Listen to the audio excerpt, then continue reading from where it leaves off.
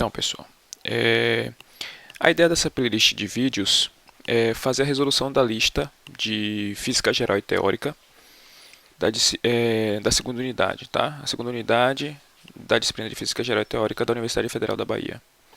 Essa lista, ela contempla os assuntos de trabalho, energia, suas conservações, tá?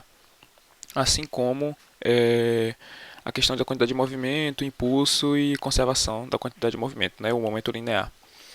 Bem, essa lista ela é dividida em algumas partes, cada parte com algum número de exercícios, tá? Até o exercício 30 não, 29, tá? Então tem 29 exercícios e dividido em algumas sessões. Então, para cada sessão vai ter uma playlist de vídeos. Esse vídeo inicial é o vídeo 0, no qual a gente não vai resolver exercício nesse livro, mas sim fazer uma introdução rápida, um resumo rápido do que é trabalho. E se eventualmente cair uma força variável, que é o caso, por exemplo, da questão número 1 da lista, uma força que varia ao longo do deslocamento, né, e enfim, também ao longo do tempo, como realizar o trabalho, como calcular o trabalho, né? Esse trabalho é dado por uma integral. Então, eu vou fazer rapidamente um apanhado e uma introdução à integral, tá? Mostrar basicamente como a gente vai poder resolver a primeira questão, tá? Que envolve integral. Ok, então só lembrando o que é um trabalho, tá? Então, o trabalho, né, ele é o que? Ele é a relação entre a força, que é um vetor, e o deslocamento, tá? Que também é outro vetor. Então, é o produto escalar, tá? Produto escalar entre a força, que é um vetor, e o deslocamento, que é um vetor. Isso, o resultado é um número, né? Um escalar. Por isso que produto escalar, tá? Ok. Agora, uma coisa importante é quando você tem, por exemplo, quando a força e o deslocamento eles não estão no mesmo sentido, tá? Então existe o que? Um ângulo, uma angulação entre o vetor força e o vetor deslocamento. Então como é que a gente calcula só relembrando, como é que a gente calcula o produto escalar entre dois vetores, por exemplo, v e w quaisquer? E aqui θ é um ângulo entre o vetor v e w. Relembrando, então o produto interno v com w, v escalar w é o que?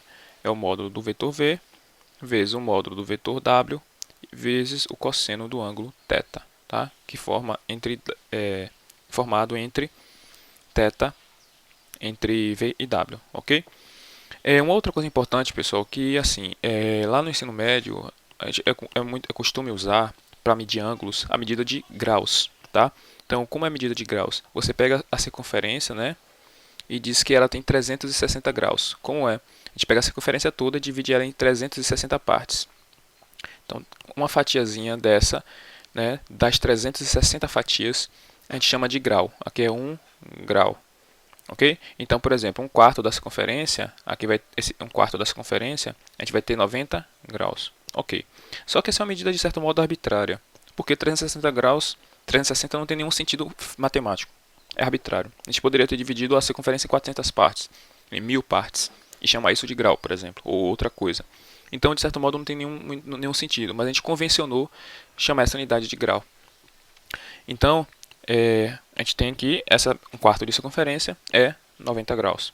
Agora, uma outra medida que de fato ela sim tem sentido matemático, ela é usada no ensino superior, né? É aquelas as funções trigonométricas que a gente aprende lá no ensino médio, seno, cosseno, né? Tangente, enfim, as funções trigonométricas.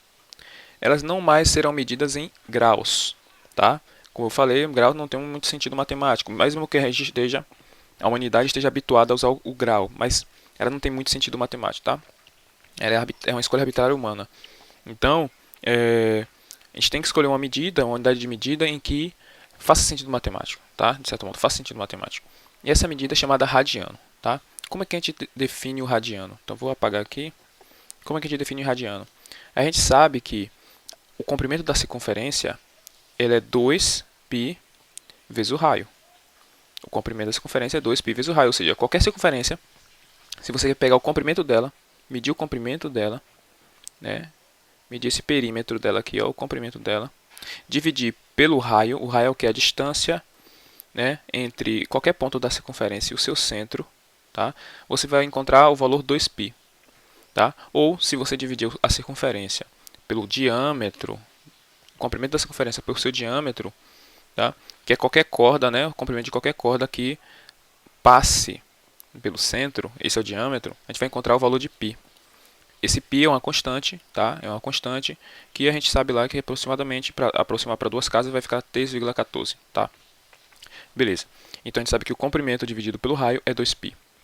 Ok? Então o que a gente faz? A gente pega o comprimento da circunferência, ou perdão, o raio da circunferência R, tá? E a gente pega o raio e coloca, sobrepõe um raio, tá? Deixa eu mudar a cor. A gente sobrepõe um raio em cima da circunferência. Então aqui, ó, a gente pega esse comprimento aqui, ó, esse comprimento do raio e pega o arco, né? Esse arco aqui de circunferência que mede o raio. Aí faz a mesma coisa, pega um outro arco que mede o raio. O comprimento é o raio. Pega outro arco cujo comprimento é o raio. E por aí vai, tá? E por aí vai. Aí no final das contas, a pergunta é quantos raios a gente consegue colocar em cima, quantos raios da circunferência a gente consegue colocar em cima da própria circunferência, no comprimento da circunferência. A gente vai achar que vão ser 2π, né? Aproximadamente 6,28. Então a gente consegue colocar 6 raios, né? E aproximadamente 28 centésimos, né? dessa circunferência, tá? Ok? Então, pronto. Então, o que a gente chama de radiano? A gente chama de um radiano, aqui, ó, um radiano é o comprimento, é esse arco aqui, ó, um radiano é o arco, né, cujo comprimento é o raio da circunferência. Então, esse ângulo aqui, a gente diz que é um radiano, tá? É um radiano, ok? Pronto. Então, se isso é um radiano, a circunferência inteira tem quantos radianos? 2π, tá? Então, aqueles 360 graus que representam a circunferência inteira, ele vale 2π radianos. Então, metade da circunferência, que é 180 graus, vale π radianos, tá? Então, essa unidade radiano sim tem sentido matemático, ok? Porque a gente usa a própria estrutura da circunferência para defini-lo, tá? Então, um radiano é o arco que compreende, cujo comprimento, né, o comprimento do arco é o próprio raio da circunferência. Então faz todo sentido matemático.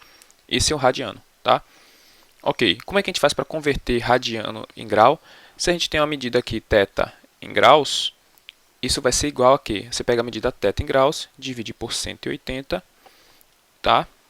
Multiplica por π e coloca a unidade de radianos. Por que isso? Porque, veja, π, como a gente acabou de concluir, que π em radianos equivale a 180 graus. Então, isso é como se fosse uma regra de 3. Tá? Se você pega 180 graus igual a π radiano, então a medida θ em graus representa quanto em radiano? A gente faz uma regra de 3, tá? Chamar de x aqui. Uma regra de 3. Então, x vezes 180, x vezes 180 é igual a θ vezes π. Tá? Então, quem é x é θ dividido por 180 π. O que? Radianos. Ok? Então, por exemplo, 90 graus. 90 graus, se você botar aqui 90, vai ficar 1 sobre 2 π. Então, π sobre 2 radianos. Tá? Então, 90 graus, que é 1/4 de circunferência, é o π sobre 2 radianos. Tá? Então, eu acredito que já no ensino médio a gente já comece a ver, né, na parte de trigonometria, a gente já começa a ver a unidade de radianos. π sobre 2, né? 270 graus. 270 graus é o triplo de 90, então o triplo de π sobre 2. Então é 3π sobre 2 radianos, tá? Então, os ângulos notáveis, 60 graus. Quanto é 60 graus? É dividir o π sobre 6, né? Então é π sobre 6, perdão, é 3 vezes, né? Dividir por 3 vezes. Então é π sobre 3 radianos, tá? π sobre 3 radianos. Então, pronto. Então, basicamente temos isso, tá? Então, quando você ver a unidade de medida da função, a unidade de medida que a gente mede ângulo, a gente, por exemplo, seno de um ângulo θ. Esse ângulo θ agora não mais em graus, tá? A gente passa a medir em radianos. Então, quando você tem lá o gráfico da função seno, assim, né? Função seno, assim, por aí vai. O argumento aqui x, né? O argumento x aqui, ele está medido em quê? Esse argumento x aqui, ele está medido em radiano, ok? Então, quando a gente pega aqui, ó, π radianos, o seno é 0. π sobre 2 radianos, o seno é zero. 3π sobre 2 radianos, aqui ó, 3π sobre 2, o seno é menos 1, tá? Ok. Pronto, então já entendemos isso aqui. Então vamos falar rapidamente de integral, tá? Porque vai ser necessário. Então veja, só recapitulando, para você calcular as primeiras integrais, você tem que entender, saber calcular a derivada. Então, por exemplo, se você pegar a função seno, tá? Seno de x e deriva a função seno de x, deriva, né? Que é a mesma coisa que o que? Dx seno de x, tá? Ou seno de x linhas, esse linha aqui você entendendo que é a derivada em relação à variável x. Você vai obter a função cosseno de x. Se você deriva a função cosseno, então você vai ter a função menos seno, tá? Isso você aprende na parte de derivadas, tá? Se você deriva, por exemplo, a função d dx, se você deriva a função x elevado a 5, você vai obter o que? 5x elevado a 4. E por aí vai, tá? Aí a pergunta, como é que você faz para calcular integrais, tá? Então, existem dois tipos de integrais. A integral definida, indefinida, que você tem uma função aqui dentro, tá? E você vai obter uma função, o resultado é uma função f de x. E você tem a integral indefinida, ou definida, perdão. Quando você vai integrar aqui, só que você tem os limites de integração de de a até b. Como é que você faz isso? Tá? Eu vou explicar rapidamente. Você avalia de a até b, tá? Então, por exemplo, o que é o processo de integração? Se você tem que a derivada do seno, se você tem a derivada do seno, sendo a função cosseno, então você pega aqui a função seno de x, você deriva, né, d dx, você obtém quem? O cosseno de x. A pergunta é, e se eu fizer o processo de integração? Eu vou fazer o processo de integração, integrar o cosseno de x. Você vai obter exatamente o seno de x, tá?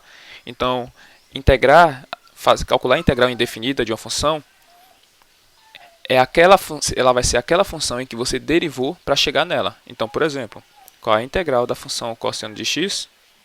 Quem foi que você teve que derivar para chegar no cosseno? O seno. Então, a integral do cosseno é o seno.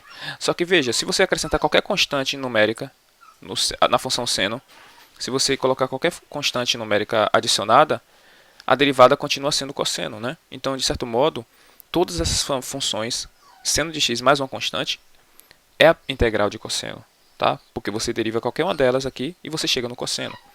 Outra coisa, qual é a integral de seno de x? Ah, você fala, é o cosseno. Mas veja, se você derivar o cosseno, você não chega no seno, você chega no menos seno.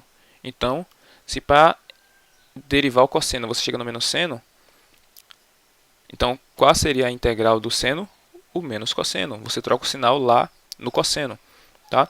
Porque a derivada do menos cosseno é o seno, tá?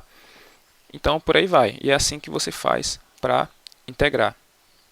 Então, a princípio, você conhece algumas integrais simples e depois você vai aprender técnicas de integração para pegar funções mais complexas, com várias funções misturadas, composições, potências, produtos, somas. E aí você quebrar essas integrais, usar as regras de integração, as técnicas de integração, para, no final das contas, reduzir o seu problema a integrais simples, tá? Como seno, cosseno, polinômios, enfim. Por exemplo, qual é a integral de x elevado a n? Dx. Tá? N é uma constante, n é um número. Como é a integral dessa? Aí você faz a pergunta, qual é a função que eu tenho que derivar para chegar no x elevado a n? A função é x elevado a n mais 1, né? Porque perceba, quando eu derivo, eu caio em expoente. Então, esse n mais 1, quando eu derivar, vai cair no expoente n. Só que quando eu derivo o x elevado a n mais 1, vai ficar quem? N mais 1, porque cai o expoente, vezes x elevado a n. Só que aqui dentro da integral, ó, eu não tenho n mais 1 x elevado a n, eu só tenho x elevado a n. Então, antes, eu tinha que ter o que aqui embaixo do x elevado a n mais 1? O n mais 1, para eu poder cortar. Então, qual é a integral de x elevado a n? Não é apenas x elevado a n mais 1, mas sim x elevado a n mais 1 dividido por n mais 1. mais uma constante. Percebam, porque se eu agora integrar, se eu agora derivar o x elevado a n mais 1 sobre n mais 1, eu vou obter exatamente x elevado a n, tá? Então isso vale em geral.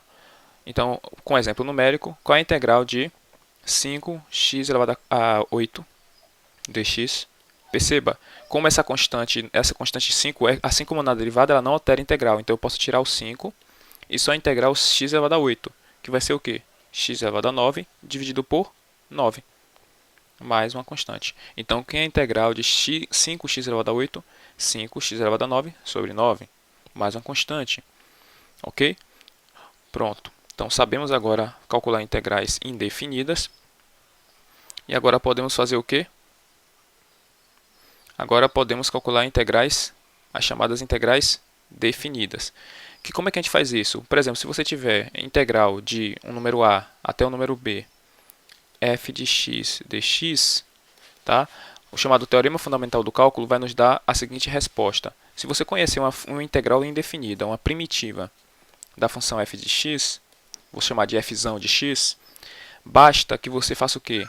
Avalie ela no limite superior e avalie ela no limite inferior. O limite superior é esse b, o limite inferior é esse a, limite de integração. E aí o que é que você faz? Você avalia no b primeiro e subtrai dela avaliado no a. Pronto. Então, exemplo, tá? Por exemplo, se você tiver a integral de 4x quadrado dx do 2 até o 5, como é que você faz para avaliar isso? Aí você calcula qual é a integral indefinida do 4x ao quadrado.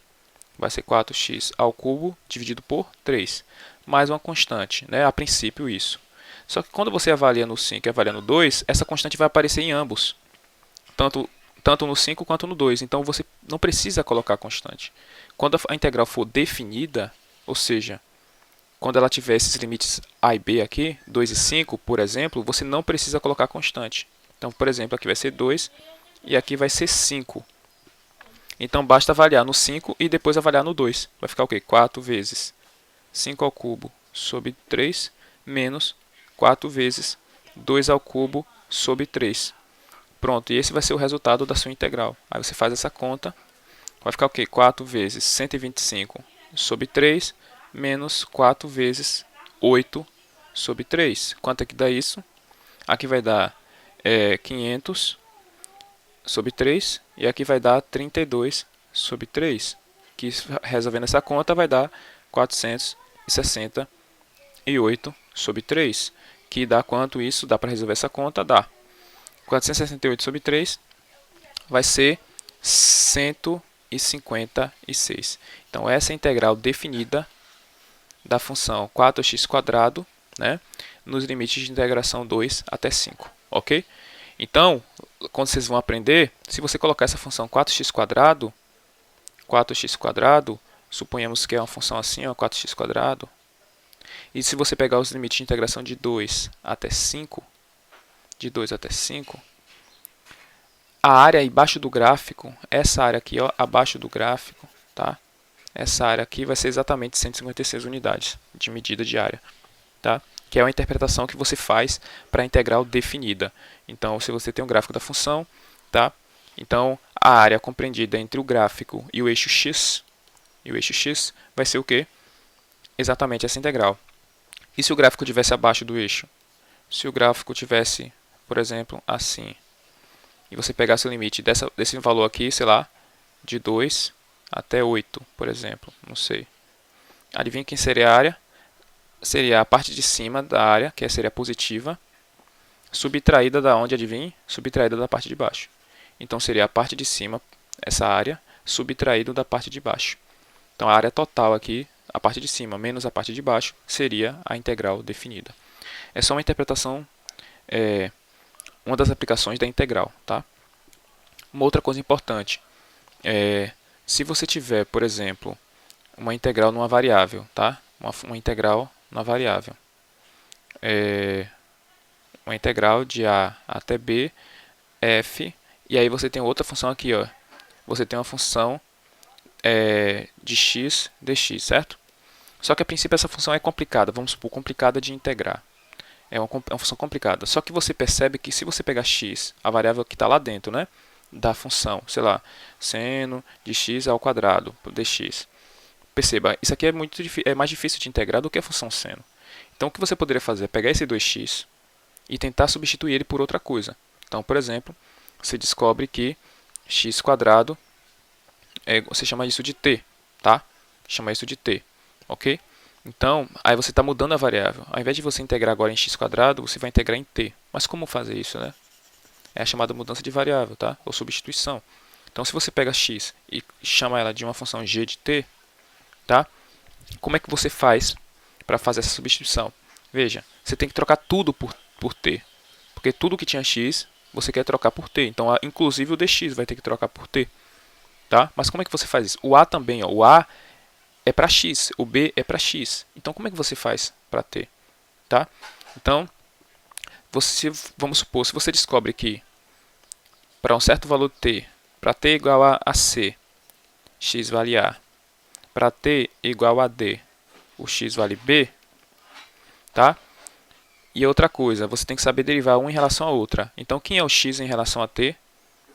X é igual a g de t. Mas quem é dx? Dx, segundo a regra da cadeia, derivando, tá? Quem é dx dt? Qual a derivada de x em relação a t? É g' de t. Tudo bem? G' de t. Então, como é que você vai substituir o dx? Adivinha? O dx vai ser exatamente o g' de t dt. Então, esse g' de t é um multiplicativo. É um elemento multiplicativo que você vai, quando você muda a variável, você tem que acrescentar. Então, essa integral aqui, ela vai se tornar o quê? Integral de c até d, por quê? Porque quando o x é a, o t vale c. Então, troquei o x que vale a pelo t que vale c. Quando o x era b, quando o x vale b, o t vale d. Tá? Então, agora eu tenho que trocar tudo que tinha relação com x por tudo que tem relação com t. No lugar de x, você vai colocar quem? O g de t. E no lugar do dx, g' de t dt. Ok. Então, a gente fez a mudança de variáveis aqui, tá? A gente fez uma substituição aqui, ok? Então, a gente vai usar esses conceitos na questão número 1. Se, eventualmente, você não quiser olhar para a questão número 1 por conta da dificuldade nessa questão da integral, se é algo novo, você pode pular para a questão número 2, tá? Então, na questão número 1, a gente vai usar a integral na letra A, tá? Na resolução da letra A da questão número 1 da lista. Então, mas se eventualmente você não quiser, parte para a próxima questão. Ok, pessoal? Então, até o próximo vídeo.